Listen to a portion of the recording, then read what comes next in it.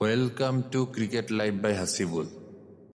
ক্রিকেটে এমন একটি আউট আছে যেটি নিয়ে আজও ক্রিকেট বিশ্বে তর্ক বিতর্ক থামে না। কেউ বলেন এটি পুরোপুরি বৈধ, আবার কেউ বলেন এটি স্পিরিট অফ ক্রিকেটের বিরুদ্ধে। আজ আমরা জানব সেই বিতর্কিত ম্যানকাট রান আউট সম্পর্কে, এর ইতিহাস, নিয়ম এবং কেন এটি এত আলোচিত। ম্যানকাট রান আউট হল এমন একটি রান আউট যেখানে নন স্ট্রাইকার ব্যাটসম্যান বল ছোড়ার আগেই ক্রিজ ছেড়ে বেরিয়ে গেলে বোলার বল না করেই স্ট্যাম্প ভেঙে তাকে আউট করতে পারেন। এটি কোনো আলাদা ধরনের আউট নয়, বর্তমানে এটি রান আউট হিসেবেই গণ্য করা হয়। 1947 সালে ভারতের কিংবদন্তি অলরাউন্ডার ভিনু মানকাট অস্ট্রেলিয়ার ব্যাটার বিল ব্রাউনকে এভাবে রান আউট করেছিলেন। এই ঘটনার পর থেকেই ক্রিকেট বিশ্বে এই ধরনের রান আউটকে মানকাট নামে ডাকা শুরু হয়। যদিও বর্তমান ক্রিকেট আইনে এটিকে শুধু রান আউট বলা হয়।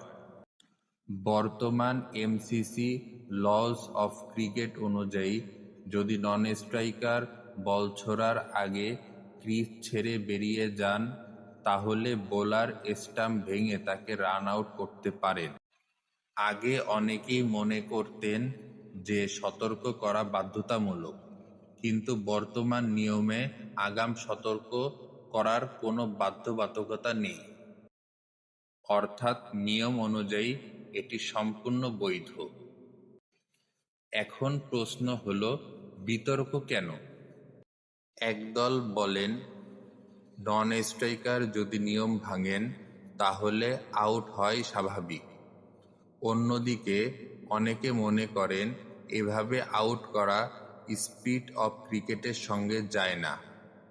এই দুই মতের কারণেই মানকাট আউট নিয়ে বিতর্ক আজও চলমান।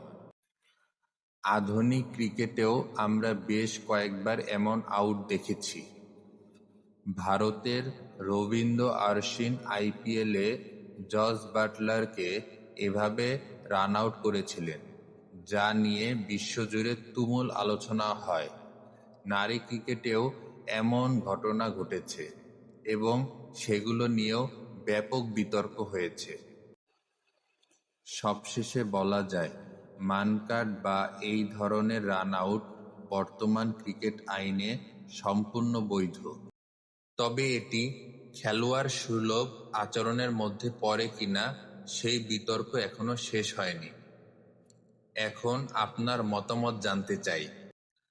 আপনার মতে মানকাট রান আউট কি সঠিক নাকি স্পিরিট অফ ক্রিকেটের বিরুদ্ধে? কমেন্টে অবশ্যই আপনার মতামত লিখুন। ভিডিওটি ভালো লাগলে একটি লাইক দিন, বন্ধুদের সঙ্গে শেয়ার করুন এবং ক্রিকেট লাইভ বাই হাসিবুল চ্যানেলটি সাবস্ক্রাইব করে পাশে থাকা বেল আইকনটি অন করে রাখুন। ধন্যবাদ।